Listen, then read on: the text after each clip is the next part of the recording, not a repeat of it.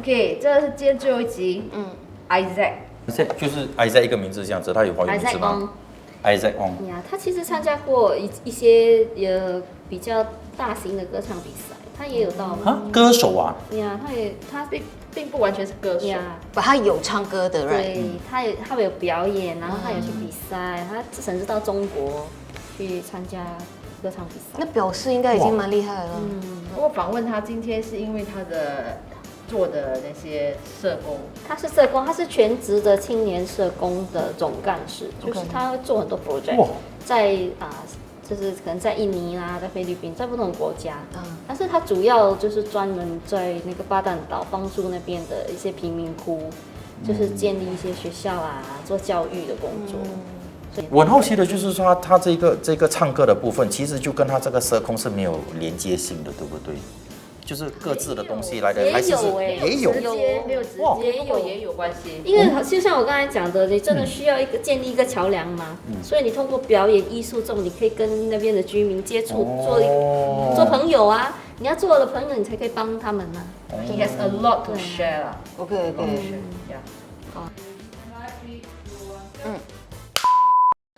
So 17, 18, I went to the borders of Burma and Thailand, and I went to the refugee camps. And so for me, like I kind of knew, but I don't think it was in my heart. Like I knew like there are things that were happening, but I think when I went to Thailand and Burma, and I saw it with my own eyes, then what I knew came to my heart. You always read about these news, you always see on Facebook, on Instagram, all these things.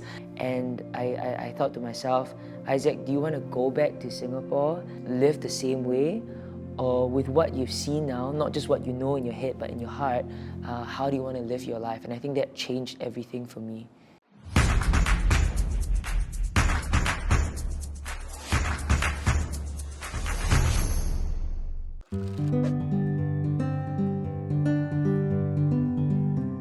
We as Singaporeans, I think we are blessed. I think there are many things that we have been given and blessed, and it's not just for us to live comfortably, but how can we help the nations that are around us? Because Singapore through the years really has come up to be, financially strong, we understand safety, and one of the things that we're really good at is also complaining. They say Singaporeans like to complain, but I think just now you complain about what? But I think it's a gift.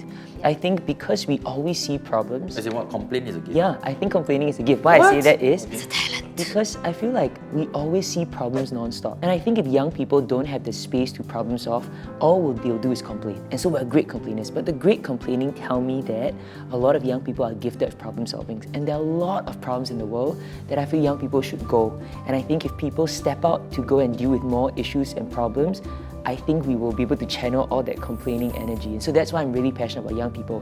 When I bring young people overseas, they're like, actually Isaac, why do you do this? Actually Isaac, why do you do this? But actually if we take the time to listen, it's incredible. And I think there's a lot of things that Singaporeans can offer. I think when we go there, we will be able to come up with tech or businesses or educational thoughts or programs. And I think that's why I think Singaporeans complaining may not be the worst and bad thing. Yeah. 我要去，你可以带我去吗？可以啊，我们一起啊。所以你还是有回去那些难民营吗？ Only for the in Thailand, Burma, I go for the refugees. But in different spaces, would be different things. So in like now, one of the main works that we're doing is in Indonesia, Batam. So we work with the villagers there, lots of villages. And some of the villages are in very, very bad state. So I've been to a village where it is called like the sex workers village. Their husbands, the men will be like the sellers, the pimp. The women will be the sex workers. And some of them are very young. Some of them are children. 你在那里主要的工作是什么？ So for that, we actually work with a team there. We bring education. So a lot of these kids, the parents will say, don't go to school, you quickly earn money for me. And so if that continues, then every generation will keep doing that work. They cannot break the chain. Exactly. And so our partners in Batam, what they do is, she was one lady, she got on a motorbike and she rode into all the villages. She started one village and she just knocked on the door of the village chief and she said, would you lend me your kids 1-2 hours every week? I teach them basic things, math, English, how to do simple things, how to tell the time. Because Batam is a holiday destination for a lot of us. And if I can just get them to work in the hotel, if I can get them to work in F&B industry, that would be great. So she started with one village, only about maybe 10 kids. And then over the last about 10 to 15 years, they now, every week, they teach about 2,000 over children. And all of them is kind of like a food panda like that, all education. Every day, they will all ride out into the village. They'll gather the children and they'll teach. And some of them, they will gather outside. Some of them will be in the chicken coop. You know, so when I went to this village, she goes there and she tells the parents, let me teach your kids. Anyway, you also got nothing to do with them in the afternoon. 可是这个时候很多。因为对很多家长来讲，说今天我需要我孩子接下来3个小时出去外面，可能捕鱼也好，卖东西也好，因为只有这样子，今天我们才有晚餐吃。我今天让孩子去跟着你上课，我今天晚上大家都不用吃饭了。那你怎么去说服这种父母？对。And so what we did was we went to Batam and when they heard that, oh, there are foreigners in our village, all the children come up like, 为什么有新加坡人？为什么他们来这边？ And so we use that. So when the kids all come out, we do a 3-hour program. We do music, arts, dance, storytelling, and then we play with the village. So we play with the kids for 3 hours. The kids now go, actually learning is not bad. But I think one of the powerful things is that the parents also come out. So the whole community watch, maybe for their first time, a child behaving like a child. And somehow their attitude changes. Our partners tell us that the number of kids increase. So we've gone to, the last 2 years, we went to all these different locations and all the number of kids attending increases. Because I think the parents also slowly begin to understand that maybe it's something good. And then for the parents that maybe feel like, it's not good, then we have to keep trying. But if every time we do one educational tour and just one kid or one parent says, 不错啊 OK 啊，我们觉得就我们赢了吧。这样就等于你可以从那一个孩子开始打破这整个恶性循环。我很想问的就是，你们做了这么多，对不对？而且越来越多小朋友跟你们学习。可是问题就是说，现在有了这个疫情 COVID-19，哇，这样子你们都不能过去。对。哇，这样子就差不多要1整年啊，小朋友都没有东西学习，那怎么办？谁照顾那个？所以这个 program 是 anchored by our friends in Batam. So when I started my company, I didn't want to do my own work. I wanted to partner with non-profit organizations that are already in the nations that will be there every single week. 他们已经在那边了啦。对，所以我们现在不可以做这个 educational tour， 但是现在每个 week 我们还是有去做这个 program， 是因为我们的 partners 都在那边。So that's actually good. That's more sustainable when we build non-profit companies where we work with people that are already on the ground and can do work consistently, so that when COVID happens, nothing gets shut down. But talk about sustainability. How do you keep your company sustainable? I know. Yeah. So it's been really interesting. I think for us, we had a little bit of trouble thinking about whether we turn the company into a non-profit company. But when you turn to a non-profit company, a huge portion of your funds have to be actually based in Singapore, but a lot of our work is overseas. So for me, I really connected with my friends and my networks. And I think many of us will be surprised that within our friends and our families, there are a lot of people that are willing to give. And so I called my partner and said, tell me all the kids that need help. So she gave me this list, and the money that we needed to raise was $19,000. And I was like, 怎么办啊？不可以啊，19,000。跟友谊说就好了，开支他这票啦。种你看一个律师行 OK 啊，开支票。他开了还有找呢，我跟你说。Okay, so I was like, how do I ask? How do I get help? And so I decided, a couple of the young people, the friends that I knew, they were very good cooks. So I said, let's do a little dessert thing in my house. So I just invite some friends over.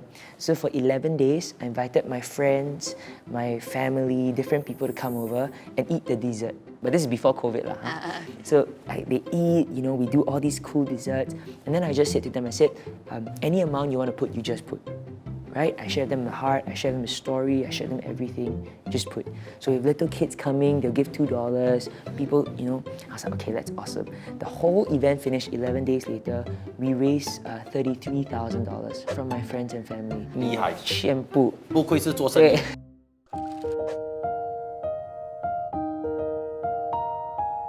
This company will be more like a social enterprise. That's right. So the social enterprise, we focus more on helping young people. So one of the groups that we help is Singapore Girls Home. That for about a few years ago, we were working with them for about 4 years, 3 to 4 years. So what we do is we use music and arts to rehabilitate them, help them to integrate back into society. Yeah. 在讲到这个各个方面的专业，我知道你是能唱的。就是你唱歌很厉害，他之前是参加 The Voice 的，所以唱歌这些对你没有什么问题。但是可能其他的好像那种什么一些艺术啊，或者是这些教育方面的专长，你有受过这方面的训练吗？ No. So I just sing in church, I sing in my toilet. I never thought I was going to do music, you know? But for me, when I was young, I knew that I wanted to do the media because the media is like a huge loud hailer. It amplifies stories, just kind of like 这个节目对吗? And then when the opportunity came by to do a music show, I was like, okay 啦，我喜欢唱歌，我去试一试吧。就算是有一天你突然想走，你并不需要担心太多。And then I also saw as a platform that every time I go on to these kind of shows, they will ask me, why do you sing? Or what are you about? And we get the chance to talk about these. So you get a platform Exactly. for the message. So after army, before I did my degree, I was like, okay, you know, Isaac, what is it that you really want to do? You know, do you really want to help people for the rest of your life? And by help people, it doesn't mean, oh, that means I go to the third world nation. But in every work that I do, it always points back to how do we help and bless people. So during that time, my grandma passed away, and she left me a bit of money for inheritance. You know, she's like, you can take this money. So for 2 years after my army, I decided to go travel to third world nations to just go and help and be a blessing. And I wanted to open my eyes a little bit more. What's happening in Philippines? What's happening in India? What's happening in Burma? You know, what's happening in Indonesia? And see what I feel, what I think about. And so after 2 years, I was like, okay, this is what I want to do. Whatever I do, it always needs to help people. And at that point in time, also my parents were very, very nervous. 很害怕嘛，因为他们的儿子没有去 university.